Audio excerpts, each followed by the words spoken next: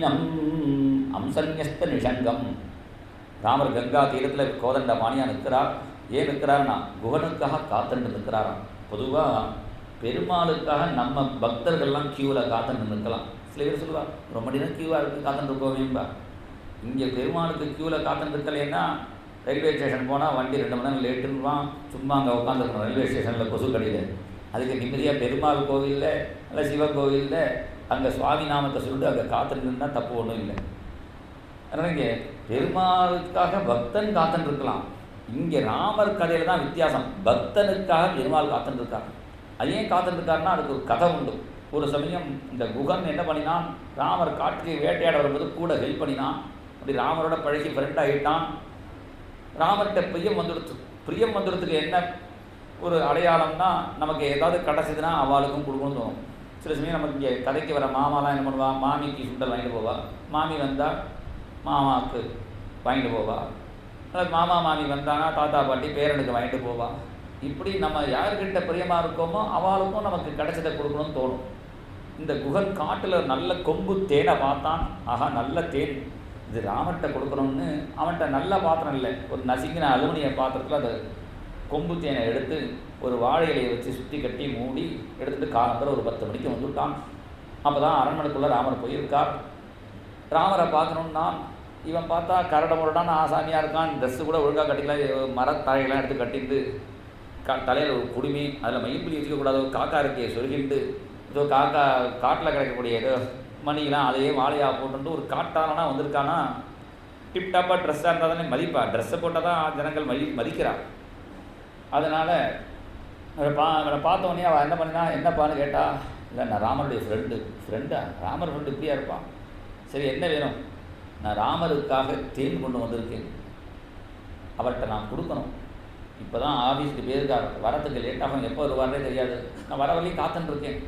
சில சமயம் காலம் சாயங்காலம் 5 மணிக்கு வருவார், சில சமயம் ராத்திரி 8 மணி ஆனாலும் ஆகும். சில இடத்துல சுவாமிகளை யாரையா பார்க்க போனால் அந்த சிக்ஷால் படுத்துகிற பாடு இப்போ பார்க்க முடியாது, அப்போ பார்க்க முடியாதும்பா. தனியாக கவனிச்சுட்டோன்னா இப்போ பின்னாடி வழியாக அடிச்சுன்னு போயிடுவான். அதனால் இதெல்லாம் தெரியாது. இது குகனுக்கு அதெல்லாம் காட்டாளனாலும் அவனுக்கு ஒன்றும் அதை பற்றி தெரியாது. ராமருக்காக காத்துன்னு பார்த்தான். இவன் என்ன 4 பேர் தான் காத்துன்னு இருக்கா, இவன் பேசிட்டு இருக்கும்போது தப்பிச்சு போயிடலான்னு 4 பேர் காவல்காரா காத்துன்னு போய் ஓடி போனான் அடுத்த கட்சிக்கு. நான் சப்த பிரகார மத்தியன்னு அங்கே உழுக்கிறேன். இங்கே 4 பேர் தான், அங்கே 8 பேர் காவலுக்கு இருக்கா. அந்த போலீஸ்காரந்த பிடிச்சா என்னப்பா, ராமருக்கு தேன் கொடுக்கணும், தேன் அங்கே கிடைக்காது, நீ கவலைப்படாத, இங்கே வச்சுட்டு போ, ராமர்கிட்ட நாங்கள் கொடுக்குறோம். என் பேர் குகன்னு பேர், நான் கொடுத்தேன்னு கொடுங்கன்னு சொல்லி கொடுத்துட்டு குகன் சாயங்காலம் 5 மணி வரைக்கும் காத்துன்றது போயிட்டான். அவன் போய் 10 நிமிடத்தில் ராமர் திரும்பி வந்துவிட்டார். வரும்பொழுது வேகமாக நடந்து வரக்கூடிய ராமர் அப்படி கண்ணை சுற்றி பார்த்தா ஒரு அலுமினிய பாத்திரம் இருக்குது. என்னது இங்கெல்லாம் தங்க பாத்திரம் வெள்ளி பாத்திரம் புழங்குற இடத்துல ஒரு நசுக்கின அலுமினிய பாத்திரம் இருக்குன்னு பார்த்தார். என்னென்னு கேட்டார். காவல்காரர் சொன்னான், ஒரு காட்டிலேருந்து ஒருத்தன் வந்தான், காலம்பரையும் வந்துட்டான், 10 மணிக்கு வந்தான், பட்னியாக நின்றுட்டே இருந்தான். உங்கள் ஃப்ரெண்டு சொன்னான், பார்த்தா உங்கள் ஃப்ரெண்டு மாதிரி தெரியல, டிப்டாப்பாக இல்லை, ஏதோ காட்டு ட்ரெஸ்ஸை போட்டு வந்துட்டு இருந்தான். அவன் தேன் கொண்டு வந்தானா, அவனே எடுத்த தேனா உங்கள்கிட்ட கொடுக்கணும்னு சொன்னான். தேன் நமக்கு கிடைக்காதானே, ஒரு ஃபோன் பண்ணால் டாபர் வந்து நிற்கும் பாட்டிலாக. அதனால நாங்கள் இதெல்லாம் பரவாயில்ல, இங்கேயே வச்சுட்டு போடாப்பான்னு சொன்னோம். காத்துன்றது போயிட்டான். அப்போ தான் ராமன் நினச்சாரான், நான் ஏன் ராஜாவாக போனேன், நான் ஒரு ராஜாவாக ஆனதுனால தானே இந்த ஒரு சாதாரண குகன் என்னை பார்க்க முடியாமல் இத்தனை நேரம் காத்துன்னு இருந்துட்டு திரும்பி போனானே. இந்த குகனுடைய அன்புக்கு ஒரு பதில் பண்ணுறதா இருந்தால் எனக்காக அவன் காலம்லேருந்து காத்துட்டு இருந்த மாதிரி அவன் ஊரில் போய் அவனுக்காக நான் காத்துட்டு இருந்தாதான் அந்த அன்புக்கு பதில் பண்ணதா ஆகும்னு ராமர் ஏன் காட்டுக்கு போனார்னா, எதிர்பார்க்க எதிர்பார்த்தவன் ராவணவதான் அதெல்லாம் அப்புறம். இந்த ஒரு குகன் எனக்காக காத்துட்டு இருந்துட்டு போனானே, அதுக்காக அவன் ஊரில் போய் நான் காத்துட்டு இருக்கிறோம்னு பஷ்யந்தம் குகமேவ சிந்தயதிமே துவாமேவ சித்தம் பிரபோ. குகனுக்காக காத்துட்டு இருக்கிறார். அந்த வேட ஸ்திரீகள்லாம் அந்த கங்கையில் ஜலம் எடுக்க வந்தவர்கள்லாம் பார்த்துட்டு ராமரை பார்த்துட்டு குகன்கிட்ட போய் சொல்லிட்டார், இங்கே அடிக்கடி வேட்டையாட வருவாரே ராஜகுமாரன் அயோத்தி ஸ்ரீராமச்சந்திர மகாபிரபு, அவர் வந்திருக்கார் என்று சொல்ல அடுத்த க்ஷணம் குகன் ஓடி வரான். வெறுமனை வரக்கூடாது, பெரியவாளை பார்க்கும்போது தேனையெல்லாம் எடுத்துகிட்டு வரான்.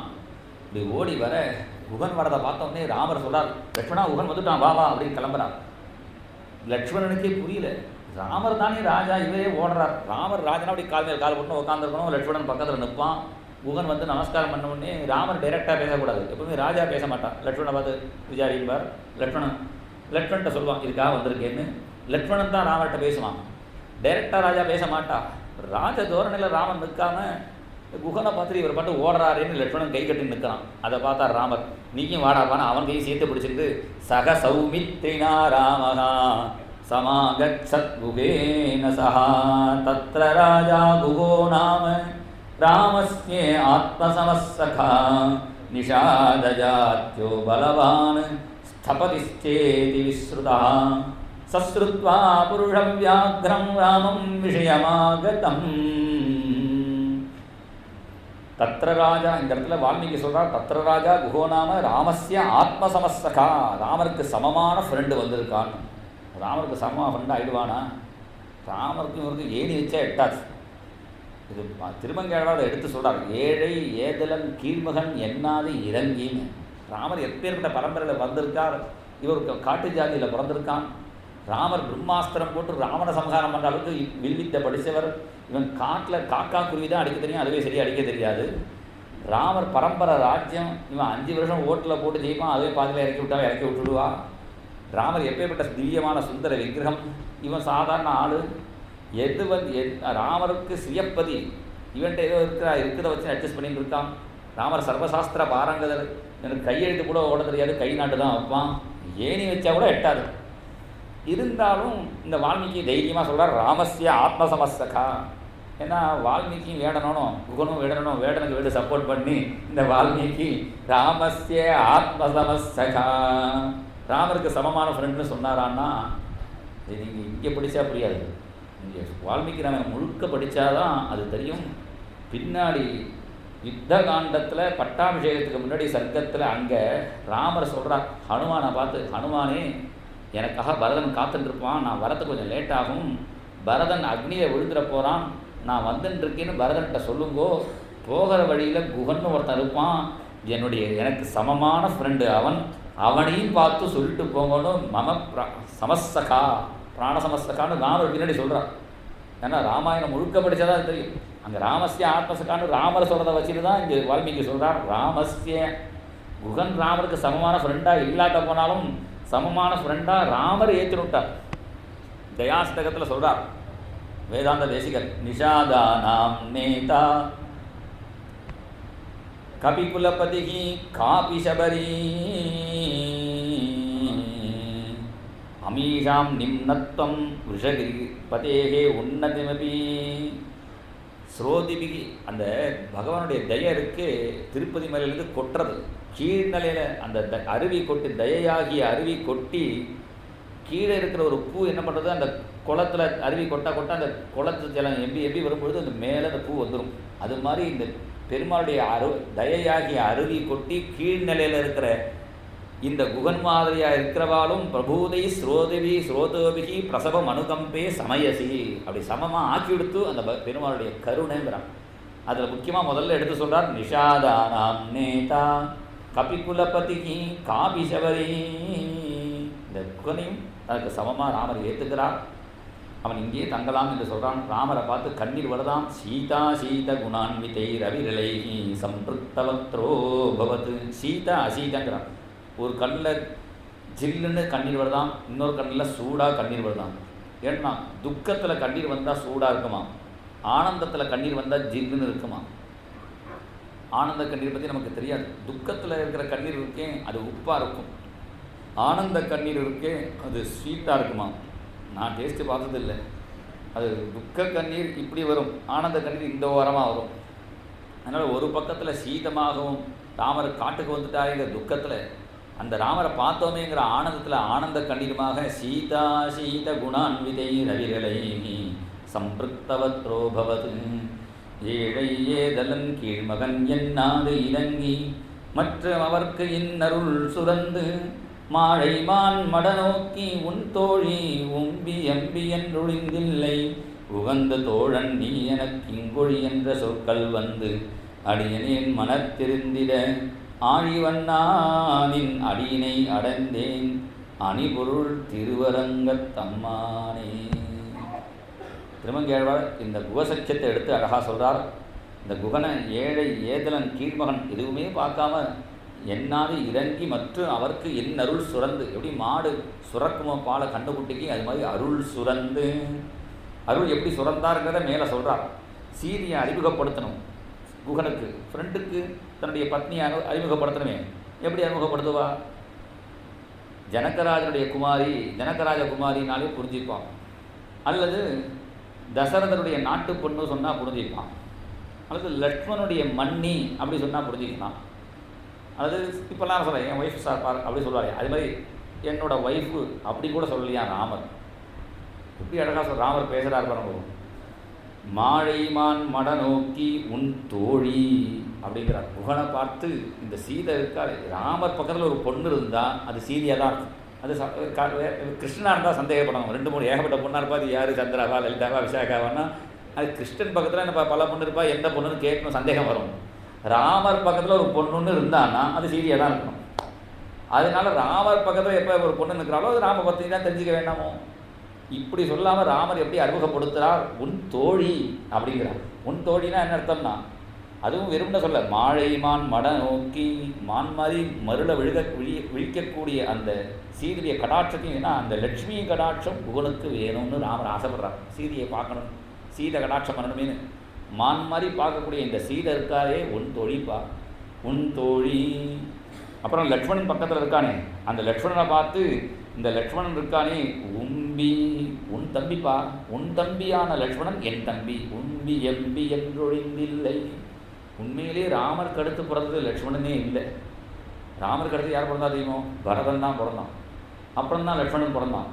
ஆனால் யாருமே ராம பரத லக்ஷ்மணன் சொல்கிறதில்லை, ராமலக்ஷ்மண பரத சத்ருக்னான்னு தான் சொல்கிறோம். இது சுக்கரேவர் தான் ராமலக்ஷ்மண பரத சத்ருக்னா இது சந்தியா. ஏன் பரதனை தள்ளி விட்டுட்டான் இந்த லக்ஷ்மணன்? 4 குழந்தைகளுக்கும் தொட்டில் போட்டிருந்தாராம். முதல் தொட்டிலில் ராமன், அடுத்த தொட்டிலில் பரதன், அடுத்த தொட்டிலில் லக்ஷ்மணன், அப்புறம் சத்ருகன். இந்த 3வது தொட்டிலில் இருந்த லக்ஷ்மணன் வீல்னு அழுதுகிட்டே இருக்குது. குழந்தை அழுதுகிட்டே இருக்கேன்னு பால் கொடுத்து பார்த்தா, தட்டி கொடுத்து பார்த்தா, அல்லது மருந்து கொடுத்து பார்த்தா, சைல்டு ஸ்பெஷலிஸ்ட் டாக்டரை கூப்பிட்டு பார்த்தா அவருக்கே ஒன்றும் புரியல. சாதாரண குழந்தையாக இருந்தால் சைல்டு ஸ்பெஷலிஸ்ட் கண்டுபிடிப்பார். இது அவதாரமாக வந்த குழந்தை ஏன் அழகுதுன்னு ஞானிகளுக்கு தான் தெரியும். உடனே வசிட்டரை கூப்பிட்டு இந்த குழந்தை ஏன் அழகுதுன்னா அவர் ஞான திருஷ்டியில் பார்த்தா புரிஞ்சு விட்டார். ஒரு சின்ன சேஞ்சு பண்ணணும்னா இந்த 2வது தொட்டியில் இருக்கிற பரதனை தூக்கி 3வது தொட்டியில் போட்டுட்டு, 3வது தொட்டியில் இருக்கிற பரதனை தூக்கி 2வது தொட்டியில் போடுங்கன்னொடனே அப்படி மாற்றி போட்ட உடனே அது வரலையும் அழுதுன்னு இருந்த லக்ஷ்மணன் படி ராமர் பகவான் சிரிச்சு திரும்பிட்டு வயலை வெள்ளை பண்ணி சிரிச்சுன்னு படுத்துட்டான். அன்னியிலேருந்து பரதனை தள்ளிட்டு லக்ஷ்மணன் வந்து விட்டான். அதனால் எப்போவுமே லக்ஷ்மணன் சேர்ந்து தான் நிற்பார். ஏன்னா இவர் பெருமாள்னு சொன்னால் உடனே இவர் தாசனாக இருக்கணும், நானும் இளைய பெருமாள் அப்படி தான் நிற்பார். இவர் பெருமாள்னா பெருமாள் மாதிரி தான் நிற்பார். பரதன் சத்ருக்னா ஆழ்வார் தான் சொல்லலாம், பரதாழ்வான் சத்ருக்னா ஆழ்வான் தான், ஆழ்வான் கோட்சியில் சேர்ந்துட்டார். இவர் பெருமாள் மாதிரியே நிற்பார். அப்படி பரதனை தள்ளி விட்டுறது இளைய பெருமாள்னு லக்ஷ்மணன் நிற்கும் பொழுது இங்கே என்ன பண்ணினார் ராமர்? லக்ஷ்மணா நான் கொண்டு லக்ஷ்மணனை தள்ளிவிட்டான். நீயே பரதனை தள்ளிட்டு தானே வந்தேன், இப்போ நீங்கள் தள்ளிக்கோன்னார். குகனை கூட்டார். எனக்கு அடுத்து நீ தான் அப்படின்னு குகப்பெருமான், பெருமாள்ங்கிற ஸ்தானத்தை குகனுக்கு கொடுக்குறான். குகப்பெருமான்னு சம்பிரதாயத்தில் அவாவாளுக்கு ஒரு பதம் உண்டு. அப்படி குகனை சொல்லும் பொழுது குகப்பெருமான்னு சொல்லுவாள். உம்பி எம்பி என்றொழிந்தில்லை உகந்து தோழன் நீ எனக்கு இங்கொழி என்ற சொற்கள் வந்து அடியனேன் மனத்திருந்திட ஆழிவண்ணானின் அடியினை அடைந்தேன் அணிபொழில் திருவரங்கத்தம்மானே. அப்படி இருந்த குகனத்துக்கு உன் பக்கத்தில் வச்சுட்டு ராமருக்கு அடுத்து குகன், அப்புறம் தான் லட்சுமணன் நீ அப்படி அனுகிரகம் பண்ணி, அது மாதிரி நானும் ஒரு சாதாரண ஆள் தான், என்னையும் சேர்த்துக்கும்போன்னு திருமங்கை ஆழ்வார் பிரார்த்தனை பண்ணுறார். குகன் இங்கேயே தங்கி ரெஸ்ட் எடுத்துன்னு சாப்பிட்டுட்டு போகலாம் என்று சொல்ல, இல்லைப்பா நான் காட்டுக்குள்ளே பிரவேசிக்கிற வரைக்கும் சாப்பிட்றது இல்லைன்னு சொல்லினதுனால இந்த குதிரைக்கு ஆகாரம் கொடுன்னா அஸ்வானாம் காதனம், அந்த குதிரைக்கு ஆகாரத்தை போட்டுட்டு ராமலட்சுமணன் அங்கே தங்கி இருக்கிறார்கள். ராமலட்சுமணர் இவர் குகன் என்ன பண்ணினா, ராமருக்கும் சீதைக்கும் ஒரு பெட்டு தயார் பண்ணி படுக்க சொல்லிட்டு, அடுத்த ஒரு மரத்தடியில் லட்சுமணனுக்கும் ஒரு பெட்டு போட்டு, பெட்டுனா நம்ம ஊர் பெட்டு இல்லை, இந்த புல்லாலே பெட்டு மாதிரி போட்டு படுக்க சொன்னால் லட்சுமணன் படுக்கவே இல்லையா. லட்சுமணன் என்ன பண்ணால் டக்குன்னு வில்லை எடுத்தான், அந்த வில்லை 4 கோத்தான், ஒரு பானத்தை தொடுத்து ராமருக்கு நேராக குறி வச்சுட்டு அப்படியே நின்றுண்டு, அப்புறம் அந்த ராமர் படத்தில் இருக்கிற அந்த மரத்தை சுற்றி வரான். குகனுக்கே சந்தேகமாக போயிடுது, அண்ணன் தம்பி யாரும் நம்ப முடியாது போல இருக்குது. காட்டுக்கு பரதன் தான் காட்டுக்கு துரத்தி விட்டானா, இவன் பின்னாடி வந்து காட்டிலேயே ராமரை அடிச்சுட்டு இவன் ராஜ்யத்தை கொடுங்கலாம் நினைக்கிறான் போல இருக்கு. இதுக்கும் நம்மளும் கொஞ்சம் ஜாக்கிரதையாக இருப்போன்னு குகனுக்கும் ராமர்கிட்ட பக்தி. கொண்டே கொண்டா, ஏன் வில்ல கொண்டான்னா. குகனும் அவன் வில்ல எடுத்தான், அதில் அம்பை தொடுத்தான். லக்ஷ்மணன் பின்னாடி குறி வச்சுட்டு லக்ஷ்மணன் பின்னாடியே போனான். இந்த காட்டு ஜனங்கள்லாம் பார்த்தாலாம், என்னடா அது அநியாயமாக இருக்குது, 2 பேரும் நிம்மதியாக தூங்கிட்டு இருக்கானா, 2 பேரும் வில்ல வச்சுட்டு சுற்றுறாளேன்னு அந்த காட்டில் இருக்க வேடர்கள் தலைக்கு ஒரு வேலை எடுத்துட்டு ஈட்டி எடுத்துட்டு அவாலாம் இவா பின்னாடியே சுற்றிட்டு இருந்தாலும் ராத்திரி முழுக்க திடீர்னு ராமரை சுற்றி கடைசியில் பொழுதுபடிய டைமாக லக்ஷ்மணன் அம்பை எடுத்து பெட்டியில் போட்டான். நான் அவிழ்த்தான். அப்போ தான் குகன் கேட்டான், லக்ஷ்மணா நீ பாட்டு திடீர்னு வில்ல தூக்கி ராமருக்கு குறி வச்சு நின்றுப்பா, என்ன காரணம்? அப்போ தான் லக்ஷ்மணன் சொன்னான், இது அரண்மனை இல்லைப்பா, காடு. திடீர்னு எங்கேயாவது ஒரு சிங்கம் புலி மிருகம் வந்துடுத்துனா அப்போ வில்ல எடுத்து தொடுத்து 50 தொடுத்துலாம் நிற்கிறது டைம் இருக்காது. எந்த ஆபத்து வந்தாலும் ஒரு கொசு வந்தால் கூட இந்த வில்லால் அடிக்கலாங்கிறதுக்காக ராமரை காப்பாற்றுறதுக்காக சுற்றின்னு இருந்தேன்.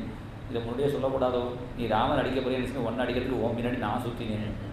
நான் இந்த வேட ஜனங்கள் சொல்லலாம், உங்கள் 2 பேர் அடிக்கிறதுக்கு நாங்களும் பின்னாடியே சுற்றினோம். அப்படி ராமரை ஒரு க்ஷணம் பார்த்தவாளுக்கெல்லாம் பிரேமம் வந்து எடுத்துன்னு நீ அழகாக வர்ணிக்கிறார் ராமாயணத்தில். அப்படி ராமர் ராத்திரி இங்கே தங்கி அடுத்த நாள் காலம்பரை கிளம்பும் பொழுது குகனை பார்த்து ஆலமரத்து பாலை கொண்டு வாங்க. ஆலம்பால் எதுக்குன்னு புரியல, சொன்னால் கேட்க வேண்டியது. அது வந்து ரொம்ப பிசு பிசுன்னு இருக்கும். ஏன்னா ஜட்டை போட்டுக்கணும்னு சொல்லியிருக்கா கைகேயி அம்மா. எல்லாம் வரம் வாங்கின பிரகாரம் நடத்தணும்னு அந்த ஆலம்பாலை எடுக்கும் பொழுதே புரிஞ்சு விட்டார் லக்ஷ்மணர். எனக்கு முதல்ல தெய்யணும்னு சொல்ல அழகான கேசத்தை ஜடையாக போட்டு விட்டார். தானும் அந்த ஆலம்பால் எடுத்து தலையில் போட்டுண்டு அந்த சுருளான கேசத்தை ஜடையாக போட்டுட்டார். இப்போ சொல்கிறார், அசோபேதாம் ரிஷி சமௌ பிராதரௌ ராமலக்ஷ்மணௌ தௌ ததா சீர சம்பன்னௌ. ராமர் எந்த வேஷம் போட்டாலும் அழகாக இருக்குப்பா, இப்போ ரிஷி மாதிரி சொல்லிக்கிறார் அப்படிங்கிறார். முன்னே குகன் ஓடத்தை கொண்டு வந்தான். அந்த ஓடத்தில் ராமர் ஏற போகும்போதே குகன் சொன்னான், எதுக்கு உங்களுக்கு ஒரு பாத பூஜை பண்ணிருந்தேன். ஏன்பா,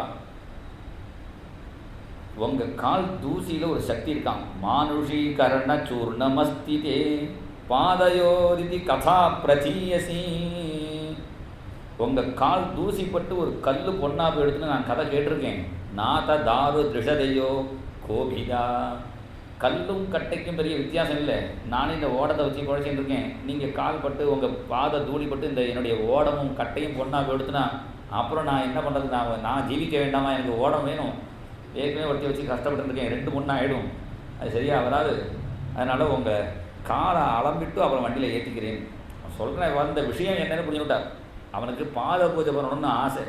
பாத பூஜை பண்ணணும்னா ராமர்லாம் பாத பூஜை பண்ணக்கூடாதுன்றார். அதனால் உங்கள் கால் தூசி போட்டு கல் கட்டிலாம் பொண்ணாடுதுன்னு கேள்விப்படுறேன், அதனால் கொஞ்சம் காலை அலம்பிட்டு வண்டியில் ஏறினா தேவலை அப்படி சொன்ன உடனே அவன் ஹிருதயத்தை புரிஞ்சுட்டு ராமர் காலை கொடுத்தார். ராமருக்கு பாத பூஜை பண்ணி அந்த வண்டியில் ஏறும்பொழுதே முதல்ல சீதையை ஏற்றினார் ராமர்.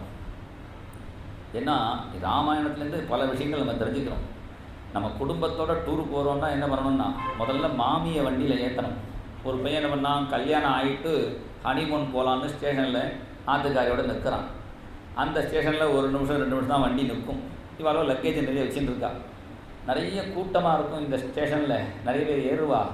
அதனால் ஒரு பக்கம் நீ ஏறு, இன்னொரு பக்கம் நான் ஏறுறேன்னு அவள்கிட்ட சொல்லிவிட்டு ஆத்துக்காரி ஒரு வழியில் ஏற சொல்லிட்டு இவன் மூட்டை முடிச்சுனா ஏற்றிட்டு இவன் ஸ்டேஷனில் வண்டியில் ஏறிட்டு பார்த்தா வண்டி போயின்னு இருக்கு. ஆத்துக்காரி கீழே நிற்கார். உடனே அங்கே ஒரு மாமா கேட்டார், நீ ராமாயணம் கேட்டையா? கேட்கலேன்னு தெரியுது. ஏன் சார் ஊருக்கு பார்த்துக்கும் ராமாயணம் கேட்குறதுக்கும் என்ன சம்மந்தம்னா, நீ ராமாயணம் கேட்டிருந்தேன்னா ஆத்துக்காரியோட டூர் போகும்போது எப்படி போகணும்னு தெரிஞ்சுட்டுருக்கலாம். ராமர் வண்டியில் ஓடத்தில் ஏறும்பொழுது முதல்ல சீதையை ஏற்றினார், அப்புறம் தான் ராமர் ஏறினார். சீதை லட்சணம் ஏற்றிட்டு அதனால் குடும்பத்தோடு போகும்பொழுது அவசரப்பட்டு இடம் பிடிக்கும் நம்ம ஏறக்கூடாது. முதல்ல அவளை ஏற்றி விட்டுட்டு நம்மளும் ஏறணும். இது சாதாரண குடும்ப விஷயம் முதற்கொண்டு இங்கே ராமர் சொல்லித்தரார்.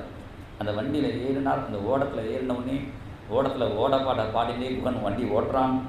தாண்டி விடலாம் கடல் தாண்டி விடலாம், தாண்டி விடலாம் கடல் தாண்டி விடலாம், சாரமற்ற சம்சார கடலை தாண்டி விடலாம், சாரமற்ற சம்சார கடலை தாண்டி விடலாம், சாரமற்ற சம்சார கடலை தாண்ட வேண்டியே, சாரமற்ற சம்சார கடலை தாண்ட வேண்டியே, ஆசை என்னும் பார கப்பலில் ஏறக்கூடாது, பேராசை என்னும் பார கப்பலில் ஏறக்கூடாது, தாண்டி விடலாம் கடல் தாண்டி விடலாம், தாண்டி விடலாம் கடல் தாண்டி விடலாம், சாரமற்ற சம்சார கடலை தாண்டி விடலாம், சாரமற்ற சம்சார கடலை தாண்டி விடலாம்.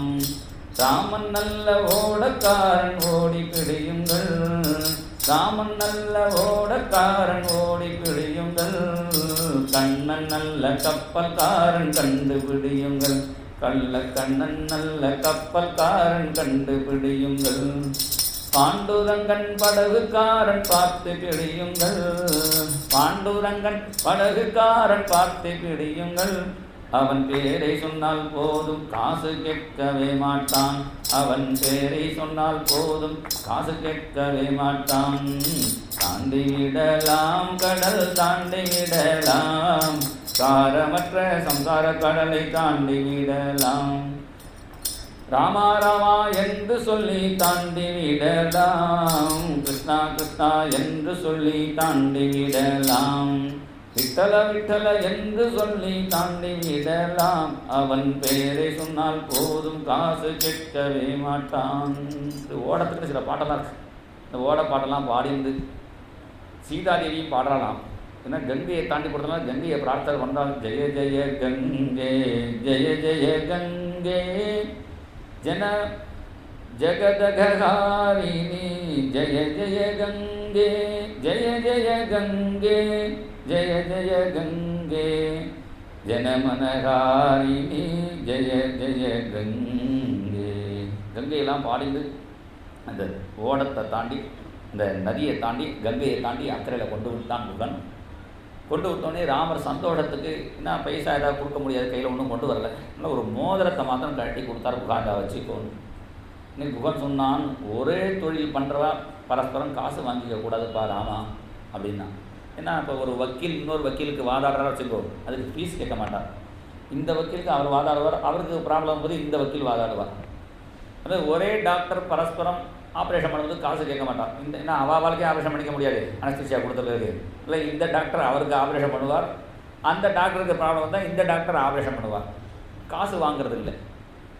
இது மாதிரி ஒரே ஜோசியாலாக இருந்தால் கூட அடுத்த ஜோசியாலுக்கு, ஏன்னா அவளுக்கே பார்த்துக்கக்கூடாது. அந்த இப்படி ஒரே தொழில் பண்ணுறவா பரஸ்பரம் காசு வாங்கிறது இல்லை. இந்த வைதிகம் வாத்தியாரை தவிர, ஏன்னா இந்த வைதிகத்தில் அவருக்கு போனால் இவர் பைசா தட்சிணை கொடுப்பார், அவர் தட்சிணை வாங்கியிருப்பார். ஏன்னா தட்சிணை கொடுத்தா தான் காரியம் சஃலமாகுங்கிறதுனால இந்த வைதிக விற்த்திகளை தவிர பாக்கி எல்லா விற்த்தியிலையுமே ஒரே தொழில் பண்ணுறவா காசு வாங்கிறது இல்லை.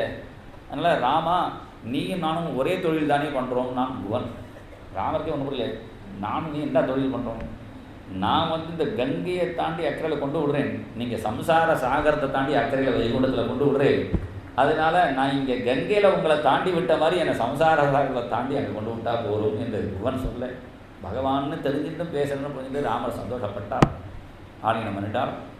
அங்கே ராத்திரி கொஞ்சம் தூரம் நடந்து போயிட்டு இருக்கா. சுமந்திரன் எதிர்பார்க்குறான், ராமர் கூப்பிடுவாரோன்னு எதிர்பார்க்க. அப்புறம் இந்த குதிரை என்ன பண்ணுறது, அது தலையை ஆடுறது, ராமர் கூட போகணும்னு. உடனே சுமந்திர கெட்டிக்காரர், இமேச்சா பிகையா வீர எதிகே வனவாசினஹா பரிச்சரியாம் கரிஷ்யந்தி பிராப்சியந்தி பரமாம் கதிம். அந்த குதிரைக்கு ராமர்கிட்ட பக்தி இருக்குது. ஏன்னா ராமர் சாப்பிடவே இல்லை, ஆனால் குகன் ராமருக்கு ஆகாரம் கொடுக்கும்போது எனக்கு வேண்டாம் குதிரைக்கு கொடுக்குறான். அதை கவனிக்கிறது குதிரை. நம்மளை அப்படி கவனிச்சிருந்தாலே அவரை காட்டில் கஷ்டப்படுத்தக்கூடாதே, தூக்கிட்டு போகணும் குகன். அந்த குதிரை ஆசைப்படுறது, நானும் வரையும் தலையை ஆட்டுறது. சுமந்திர சொன்னார், இந்த குதிரையாவது அழைச்சிட்டு போங்களேன்னா. ஏன் குதிரைக்கு சப்போர்ட் பண்ணுறாருன்னா, குதிரையை அழைச்சிட்டு போனாருன்னா அந்த குதிரையை பார்த்துக்கிறதுக்கு ஆளுமே நானும் வரையும் சொல்லலான்னு சுமந்திர பிளான் பண்ணுறான்.